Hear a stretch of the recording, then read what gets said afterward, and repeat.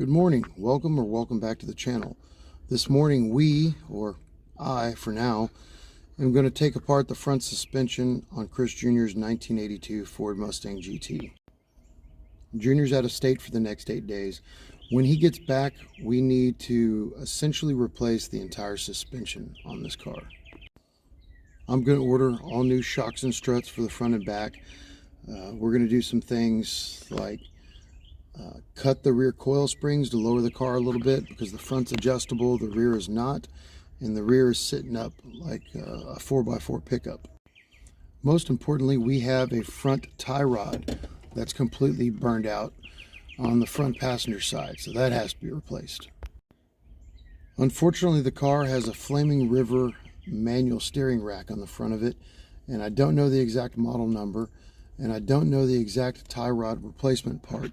So what I've got to do is I've got to take it all apart. I've got to get the front inner tie rods off to figure out what they are, what part number, the exact fitment and the measurements so I can know what to order. I ordered a set of tie rods in a complete suspension repair kit with ball joints, inner tie rods, outer tie rods, sway bar bushings, dust boots, all that, but it's not going to fit. They are not stock size apparently. If I have to use a Flaming River part, that's going to be a problem because the Flaming River parts are like 3 times what your normal average auto parts piece are. But anyway, I'm going to get that tie rod off, and I am going to take it down to a parts store and see if I can find a match, see if it's just an older style, older Ford part number, if I can just walk into a parts store and find a replacement and bolt it on, or whether I have to order something from Flaming River. And here's the problem we discovered the other day.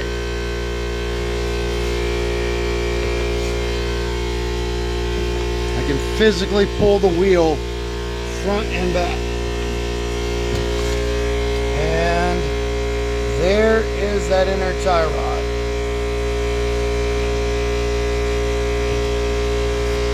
I know it's hard to see because I'm having to do this one-handed, but you can see that movement in there.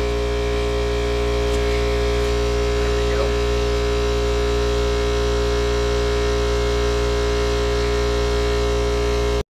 we go. Well, that's not good. Our cotter pin is broken in half, and it was broken in half while it was in there. Luckily, I've got some extras.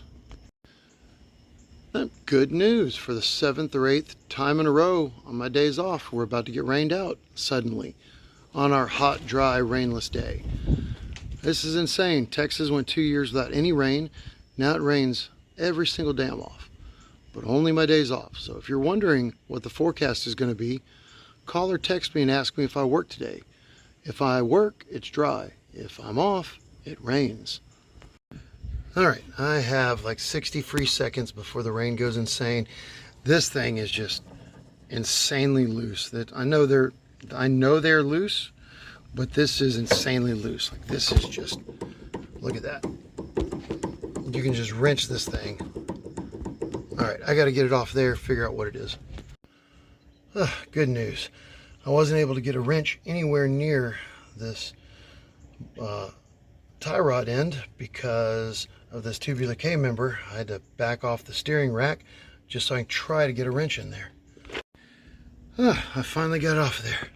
Oh my God, that was a bear. I had to loosen and back off the steering rack a whole bunch. Then I had to break out the big pipe wrench to gain torque on it, and I was wrong. I thought this was a male end and this was female, and it is not. So, which I was right, it is not a Fox body tie rod.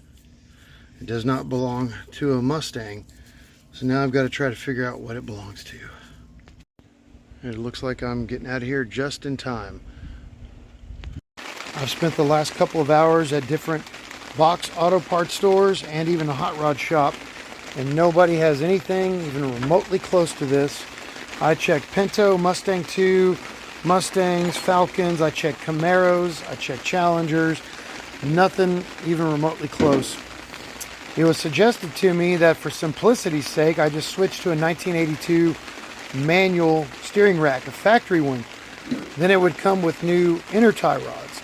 The problem is, these are not factory outer tie rods, so they won't fit.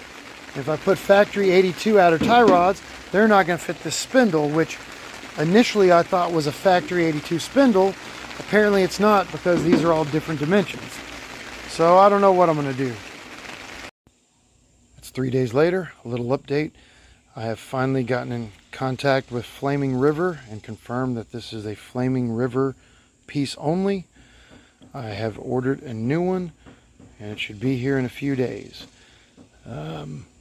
It was pricey. Took a little chunk out of the budget, a little bigger piece than I was planning, but hopefully it'll be here soon. 3 days later, still no new tie rod. I think it's supposed to be here tomorrow or the day after. Dang, that rusted quick. Completely unrelated to the tie rod, yesterday I picked up a new spare tire for this car. Until now, Chris Jr.'s car had a little bitty rinky-dink 15-inch donut spare, like one of those 35, 40 mile per hour tires.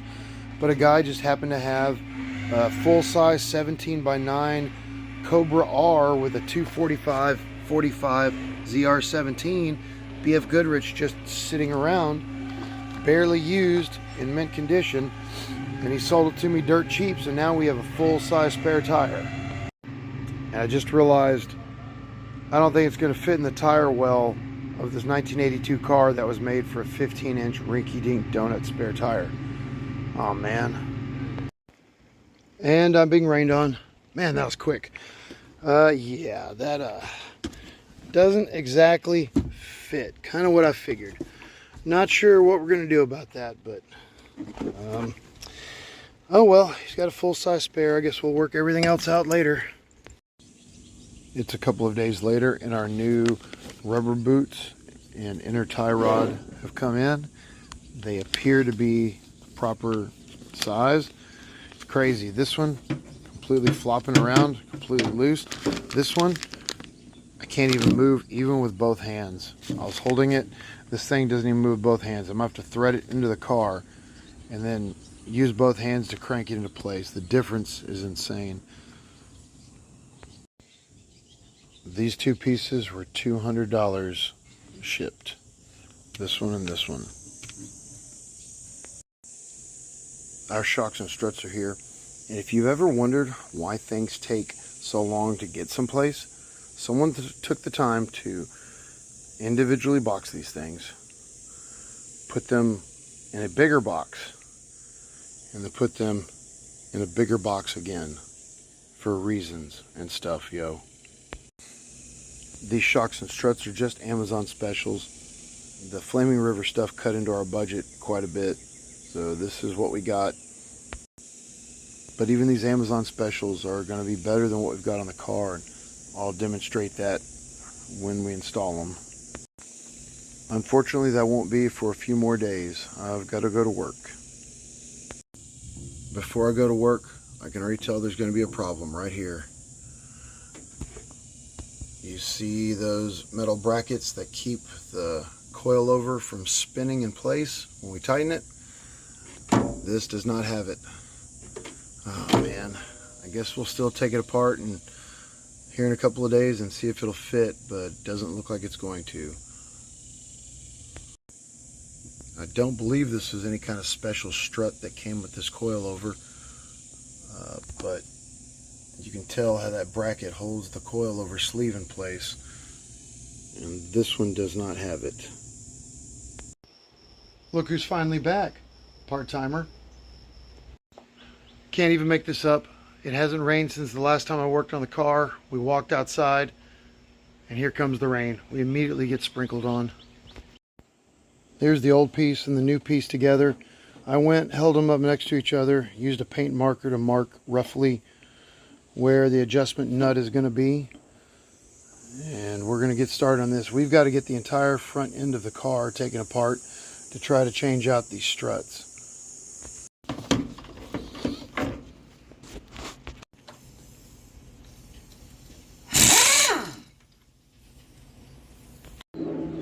I have a bit of a gripe. For more than twice the price of a normal tie rod protective boot, which doesn't appear to be any different than any other tie rod protected boot. They included zip ties in this thing for both ends. Now the front appears to be cut for a hose clamp. It fits perfect, so I'm going to use little hose clamps up front. The back doesn't have the space, so no choice but to use the zip tie. But come on, man, really? For that price, you're going to make me use zip ties to put this thing back on? Give her a couple more whacks. Alright, now do not hit the top of the bolt. Just give it a love tap on the top of the outer tie rod. Right there, just tap it. Give it a couple of light taps. A little harder. Alright, that is not working. Mine popped right out.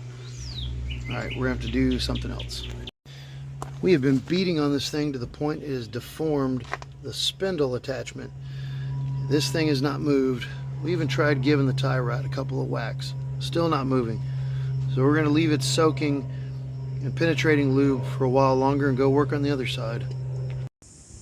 The good news is that the new tie rod, inner tie rod, is so stiff and tight I had to put it in a vice grip just to straighten it out so I could install this thing.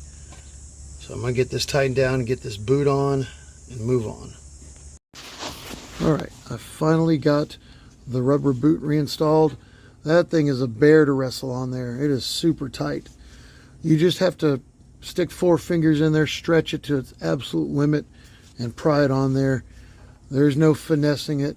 It's a nightmare. 2 out of 10 would not recommend. Probably meant to be installed with the rack off of the car. With it in the car, it's a huge pain.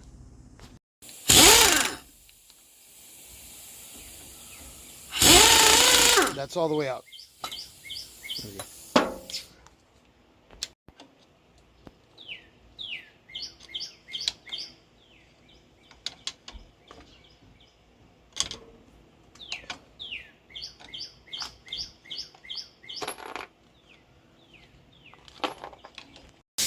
All right, if you know anything about struts, this is why we have to replace this. Pull it back out.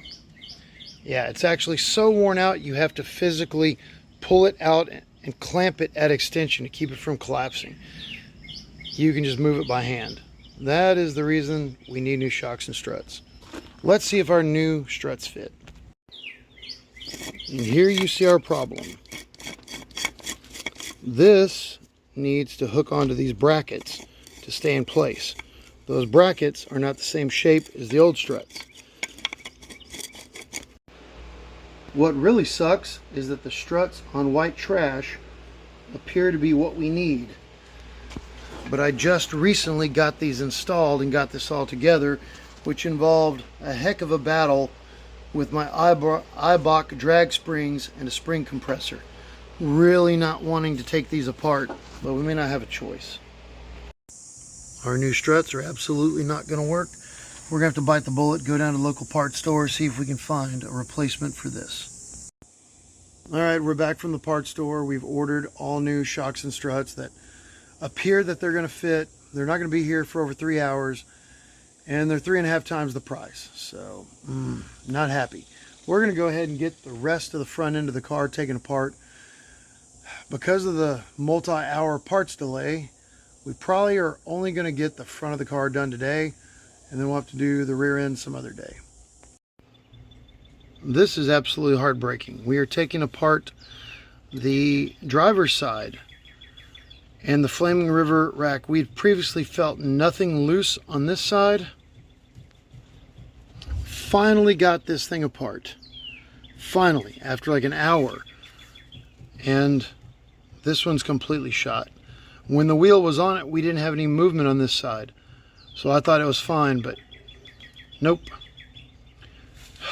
I'm going to have to order one of these. We're going to have to put it back together for the day, but I'm going to have to order one of these and just redo this part of the job here real soon. Put this back in because I'm trying to get the lock nut off of this thing and I can't get it off. So I may have to back this piece off and pull this out backwards just to get the new boot on here. But so this is nowhere near as loose as the other side was. When the wheel on and the rotor on, it's pretty tight, but as you saw, it's definitely going out. So I'm gonna have to order another one for 3 times the price again. Now that it's apart, you can see how bad it is. Yeah, it is almost as bad as the other one. It doesn't have that front to back play. You can tell how loose it is, and it's getting there. Man, that sucks. So no matter what we do today, we're not going to be done with this for like another 2 weeks. We're going to try to bolt it back together today, but Chris works tomorrow. We won't have the parts in for another 4, 5, 6, 7 days. Who knows? I have work training coming up, and it's probably going to be 2 weeks before we get to actually fix this. But we're going to do what we can today. Keep on going. See what we can get figured out. All right, and Junior has the rest of the front suspension all torn apart. And now it's just a waiting game for parts. This tie rod, or this lock nut, is basically frozen in place on this inner tie rod. It didn't move. I was able to get the outer tie rod to come loose, but the lock nut is basically rust welded on here. So it's a good thing I'll have to order another one here in a couple of days. We have both sides completely stripped apart. I had not noticed this before. While this is apart, we've got some old peeling paint and some rust underneath it. Nothing cancerous yet, but the paint has definitely come off. A lot of road grime and dirt and stuff on here, so I'm going to trim this. I'm going to clean it, hit it with a wire brush, and then put some rust reformer on it. Alright, I had to take off the brake bracket. There's some peeling paint under it. Nothing appears to be cancerous. There's no rot. There's a lot of rust in here, and oh man, like peeling an onion. Every time we got just a little bit done, there's another layer under it. Just kept having to do. I guess it's good we've got all this free time waiting on our parts, but this is not any kind of frame off restoration. I'm just peeling off all this old paint, and I'm going to spray it with some rust reformer and move on. Junior's starting to do the other side. Alright, I've put a light coat of rust reformer on. This is not a frame off restoration. When we pull these fenders to start actual body work, we'll get back in here and do a little more, but I just wanted to get that nasty scaly paint off of here while I had this apart. Start putting everything back together on this side in preparation for the struts. Alright, we're done with both sides. Now we're just waiting on parts. We're done-ish. We got a good coat on the really bad spots, and we ran out of rust reformer, but as soon as the parts get in, throw this thing back together. We're back from the parts store, empty-handed. The parts truck with our new shocks and struts was an hour late, and then they didn't fit. They don't fit. They're the same. Our really expensive $100 struts that we ordered, our name brand ones, are the exact same thing as our generic piece of garbage Amazon struts. They don't fit this. Apparently, our aftermarket coilover kit is for one very particular niche strut in particular. Just one exact strut. That strut may not be made the same way it was made when this kit was made, because all the struts we tried, none of them will fit this. So we either have to put it back together the way it is with no improvement whatsoever, or it's going to have to stay apart for God knows how long. We can't touch it again for another couple of weeks. You know, and even then, I mean, who says we're going to get the right parts in those couple of weeks? So we're not sure what we're going to do, but we'll figure it out and get back to you. So we took the tires off Project White Trash with the intention of stripping the struts off of it. I hit them with the micrometer. These struts, according to the micrometer, will fit in our coilover kit, and they have the bracket that we need for the coilover kit. We really did not want to have to take this apart because of the trouble we had putting the Eibach drag springs in, and we're not going to. I found these struts, these 235009, exactly as you see here online, and they're about half the price the ones we found at O'Reilly's. So we're going to order those online. It's just going to be a few more days, and we're going to put white trash back together and leave it alone. And unfortunately, the black car will just have to be on jack stands for a while. Before there are any more nasty surprises, I decided to come out here and check what kind of rear shocks Junior's 1982 Ford Mustang GT takes, because according to the internet, the rear shocks on an 82 are double female. They've got a female whole top and bottom for a cross bolt. Now, white trash, an 88 Mustang, has the male top, has the single peg that comes up through the floorboard and you bolt on a nut. And then it has the female cross bolt bottom. But according to the parts store and the internet, a 1982 Mustang should have a double female end where it accepts a cross bolt on both ends. But this does not. This has got an 85 and up, or an 84 and up rear shock mount. So I'm going to order some just like white trash has got. It's the next day. It's raining. Shocking, I know. It doesn't matter. We don't have any parts to work with anyway. It's 2 days later. Our new set of struts are here. They also are not going to work. The coilover will not go on this, will not fit on this. It is the same part number as off the Mustang.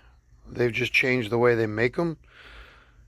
Clearly our coilover kit is designed specifically for the old style of these shocks or these struts and is not going to work.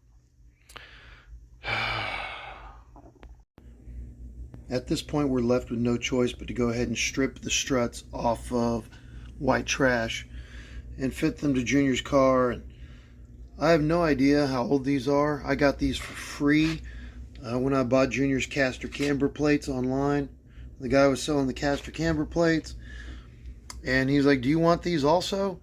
They were working, so I took them because they were free, threw them on white trash because it wasn't important. But we're going to go ahead and compress that spring, which, my God, that was so hard to get in there.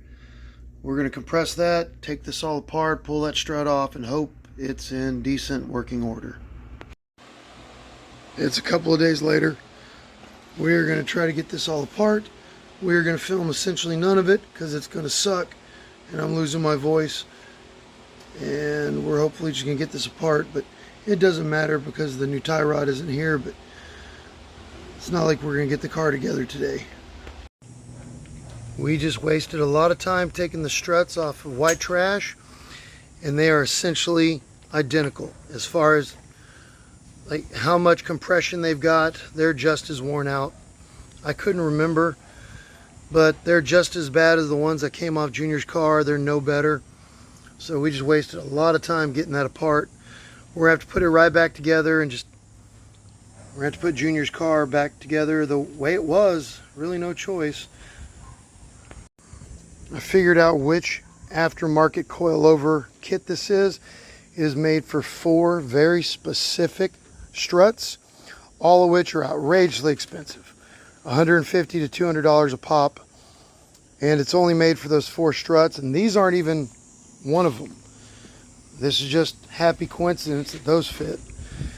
But we are not going to be able to upgrade the car to the proper struts for the time being. We have to put it back together the way it was and just live with the kind of crappy ride for now. And it's going to be a while before we can get this put back together properly. What we're going to have to do is, I think, rather than investing a ton of money into new struts for this thing, we're going to return the struts that we've got. And I think we're just going to wait, try to get by for a while, and spend the money on some really good quality coilovers for the front end. Because as you can see, this tubular front suspension is made only for a coilover kit. There's no place for a spring, so there's no option to go back to factory springs at all. So we are just going to have to put it back together, live with it for a while, and then later on we're going to have to upgrade to a good quality one-piece coilover kit. Here's Junior putting white trash back together after we took the time to take the strut off it and realized the strut is in no better condition than the strut that came off Junior's car. Good times. Alright, back to this beautiful piece of machinery. After a couple of weeks, ton of money spent and absolutely nothing accomplished. We're going to put it back together exactly the same way it was with a new tie rod. One of the things we're going to try to do is adjust this caster camber plate where this strut is not straining against the spindle. The other day I noticed when we took this all apart, this whole spindle was forcing itself this way, which may have led to the demise of our tie rod. The way it was adjusted is all of this was under stress. This was pushed this way and it was trying to kick the entire spindle and wheel out this way. So that may have been our fault for misadjusting this thing. We're going to try to correct that. This is all my fault. I put this back together with this other jacked up tie rod the other day, thinking we were going to have the car together with new struts on it in a few minutes and back on the road, and then we would swap this out. So I put this rubber boot on. So I gotta swap all this out again. That's just extra work I made for myself.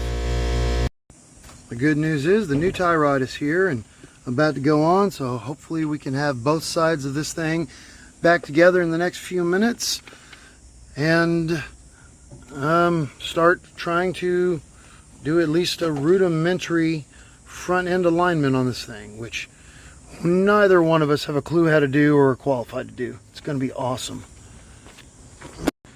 Alright, Junior's got the steering rack tightened back up, and I have the new tie rod kind of ballparked to roughly where I had the old tie rod marked, and we're just going to kind of put it back together and hope for the best. Alright, so both sides are in all the way. Turn it all the way. I'm trying to see how the steering, whether the steering is going to bind up with these coil springs or not, how tight everything is. Okay, all the way back out, other way.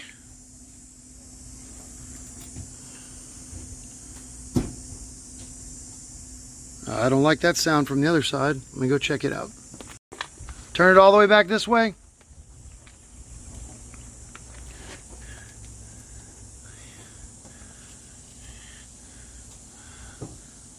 Is that all the way?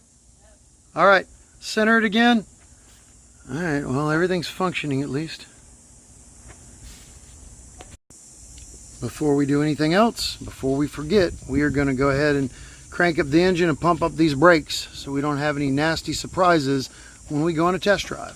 Pump it a couple times, bump it a couple times, see what our cold start's like. Now pump up the brakes, just keep pumping them. Keep pumping them. Keep pumping them. We have double and triple checked everything to make sure everything is tightened up. We've adjusted the coilovers again, which they are adjusted much higher than they were, which means we're probably going to have an off-road look, but it was necessary because there was way too much slack in these things before. I think we're ready to put the wheels on and put it on the ground. With the car still in the air, it still looks like the tires are kind of towed in at each other a little. Tried to adjust it, but we don't have any measuring equipment really, so we're gonna put it on the ground, see what it looks like. Yeah, with it on the ground, there's ever so slight toe in at each other. I'm not sure what we're gonna be able to do about that. We're gonna have to test drive it, and if it's too bad, I'm going to pay for an alignment here soon anyway. And you can see how with those coilovers tightened and adjusted, we're back to off-road height. That is annoying. Both sides, in order to get those coilovers and those old struts to tighten down, this thing is sitting way up in the air again. Good times. Let's go for a test drive. All right. Does it feel good to at least be back in the car again? All right, let's go for a ride and See how this feels. Hope that front suspension settles a little bit, and hope it drives somewhat straight. The steering wheel's straight so far. Yay. We are just in the neighborhood here, and I can already tell we're going to have to pay for an alignment. This is horrible. This thing, the tires are definitely towed in at each other. This thing, the steering wheel's all cockeyed, and this is not good.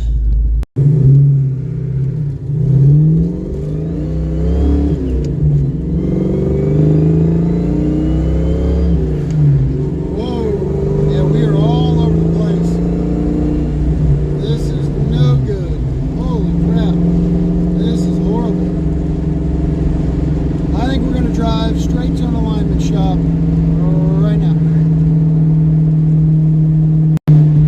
The good news is the steering wheel feels a lot tighter. When I was worried about being damage inside the steering rack or the rack joint on a steering column, doesn't seem to be there anymore. The steering wheel is good and tight. The problem is our tires are aimed this way, and we are back to bump steering it side to side. To an alignment shop and see what they say. Alright, we've made an appointment for next week with our friends at Damn It 4x4 out here, and while we're still exhausted and tired and angry, we're going to go ahead and take this thing home and play with the coilovers a little bit more and get our ride height set.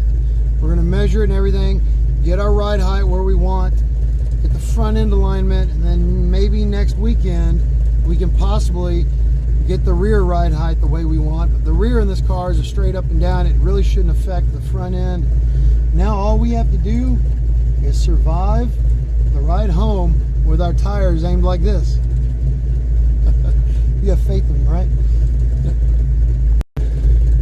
Truly painful part of this is the engine just feels so good, sounds so good, it just wants to run. We adjusted the idle and it's just thumping and ripping, and we can do like 40 miles an hour before the tires throw us in a bar ditch and kill us. We can't even go to 0 to 40 quickly, because the faster we go, the more the tires try to do that.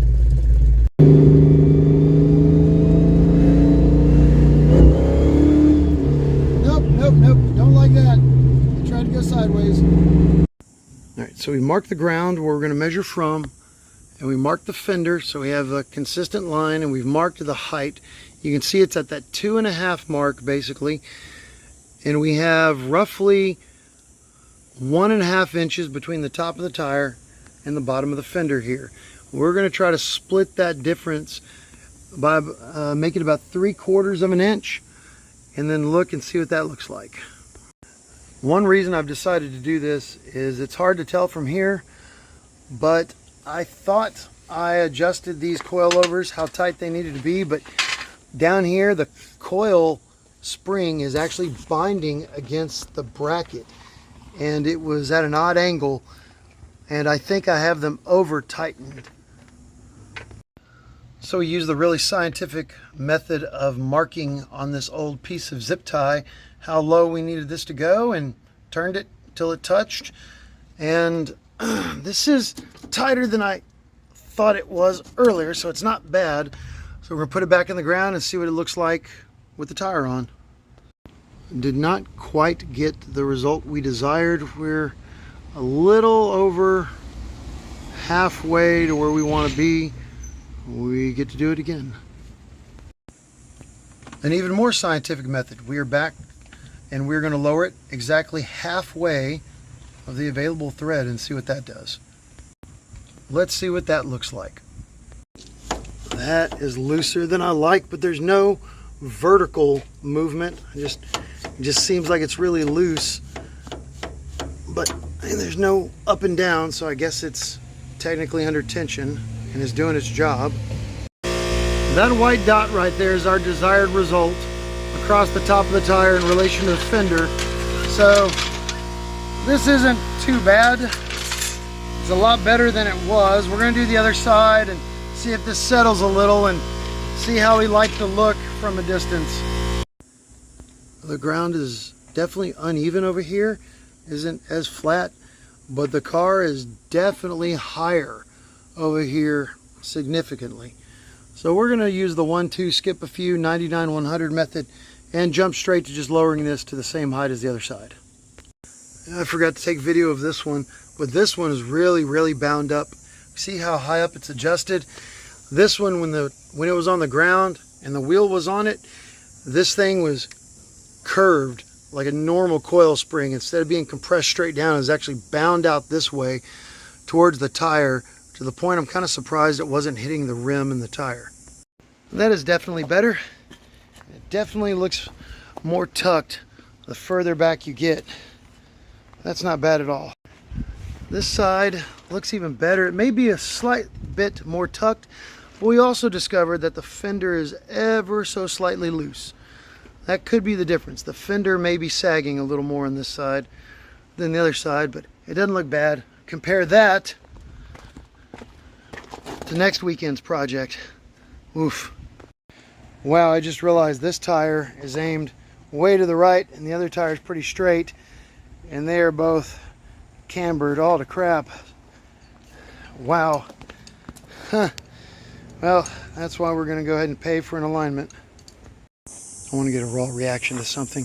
Hey Chris, how does it feel to know that after all this work, we are halfway done with the suspension project after these, what, almost 3 weeks or whatever it was?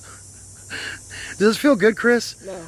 Does it feel good, all this work just to put the same struts back on there with nothing but 2 new tie rods?